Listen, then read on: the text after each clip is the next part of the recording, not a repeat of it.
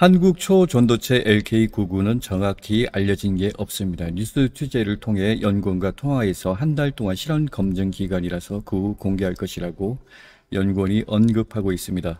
또한 전화를 무조건 안 받으면 도망갔네 마네 하는 소문이 나기 때문에 바쁜 와중에서도 방송국 전화를 받는다고 합니다. 그런데 위치 장소가 보안이 되어야 하는데 밝혀져서 위험해질 수도 있습니다. 글로벌 권력층에서 그런 게 발굴되는 것을 꺼려할 수도 있기 때문입니다. 미국 정부는 숨은 기술이 1세기를 앞서 있습니다. 만약에 시뮬레이션을 보고 이 기술이 다른 응용 분야와 관계된다면 공개를 제어할 수도 있습니다. 물론 지금 레시피가 공개된 마당에 의미는 없습니다. 이번 초전도 실험 현상 중 약간의 성분 분포 때문인지 일부만이 반자성 성질이 보입니다. 초전도는 전자의 전도를 사실상 저항이 0%에 가깝게 전력을 무손실로 전달할 수 있다는 얘기입니다. 부수적으로 마이스너 효과, 반자성 효과도 있습니다. 마이스너 효과, 초전도체 공중부양 효과를 보여주고 있습니다. 전기장, 전자기력에 의해 반자성을 이용한 부양 효과입니다. 전자기력과 달리 중력장에서는 끌어당기는 중력은 반대로 밀치는 작용을 발견한다면 그것 또한 반중력 효과입니다. 과학 유튜버들의 자료를 살펴봤습니다. 김현탁 미국 월리엄 엠메리대 교수는 LK99가 열처리한 흑연 크레파트보다 반자성이 5450배 강하다고 밝히고 있답니다. 그러므로 이 정도 반자성은 초전도체만 설명할 수 있다고 합니다.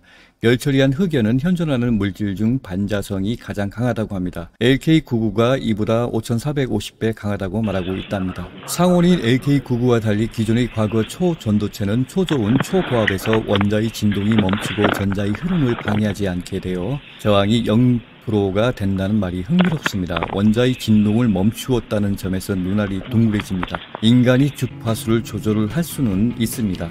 여러 해외 뉴스에서는 초전도체보다 새로운 뭔가를 발견한 게 아니냐는 말들도 무성합니다. 전세계 기관이나 대학 연구소에서 이번 레시피가 공개되어 그것을 똑같이 실험하고 있고 중국에서도 똑같은 초전도 성질을 발견했다고 하며 연구소 말고도 해외 수많은 일반 과학도들이 이거의 실험을 독자적으로 하고 있다고 합니다.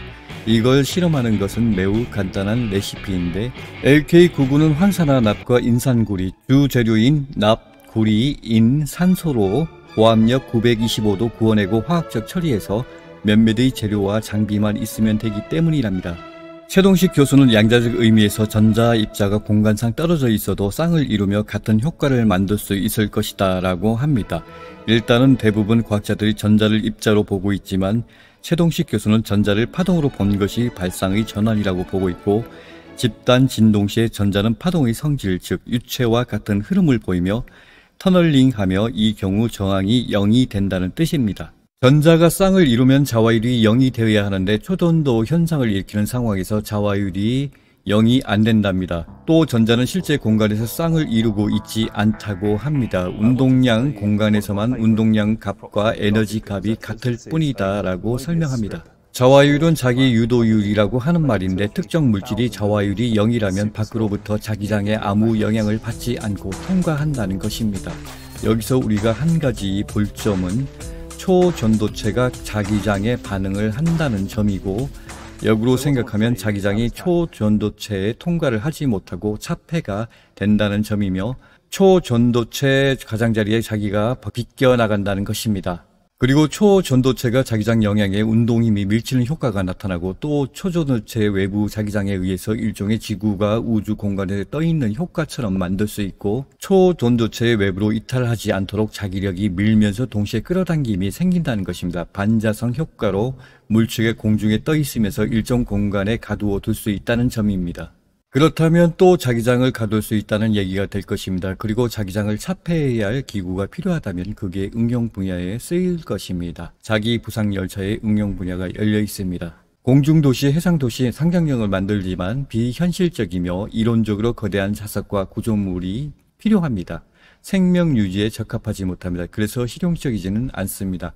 대신 중력 플러스 자기력, 반중력 메커니즘을 발견하면 공중도시가 가능합니다. 물론 생각해볼 때 규모 면에서 훨씬 작지만 자석판에 주택만한 초전도체 원판을 만들어 공중에 1m를 띄울 수 있겠죠. 일본과 같은 대지진이 많이 나는 나라에 공중에 떠있고 지진 발생으로 충격이 덜하게 만들 수도 있습니다. 엘리베이터 기술도 있고 아무튼 그게 성공한다면 반도체, 통신, 의료장비, MRI 등 AI, 인공지능, 핵융합 여러 가지의 기초 물질로 활용할 날이 오겠군요. 오늘은 간단하게 마이스너 효과에 대해서 짧게 이야기했지만 상온 초돈조체 언급이 무심결에 이틀 전에 보았던 거라 그게 그렇게 신비한 성질인가 생각도 못했습니다. 왜냐하면 과학에서는 냉온, 절대 온도에서만 초돈도 성질을 보여주었지만 상온에서 그것도 값싼 재료로 거의 공짜에 가까운 구리와 납 몇 가지를 통해서 만들 수 있다는 것은 혁명입니다.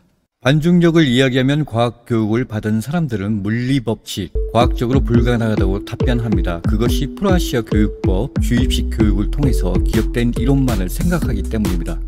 생각할 수 없는 것을 생각해내는 것은 중요합니다. 보다 열린 사고와 열린 의식이 필요합니다. 십수년 전 상온 핵융합이라는 것도 누군가 기계를 돌리고 있는 모습을 보았지만 드러난 것은 없습니다. 정확히 20년 전 진보 정권 때 메일을 발송된 것은 태풍이나 UFO 등 신재생 에너지 개발에 대한 소식을 찾았고 그런 인프라의 연구비를 지원하는 정부 프로그램도 한때 있었습니다. 과거의 의식 수준으로 따지면 이런 것은 허풍이라고 할 수 있겠지만 정부가 적극적으로 당시로 볼 때 비현실적이라고 보는 것들을 발굴하려고 노력했습니다.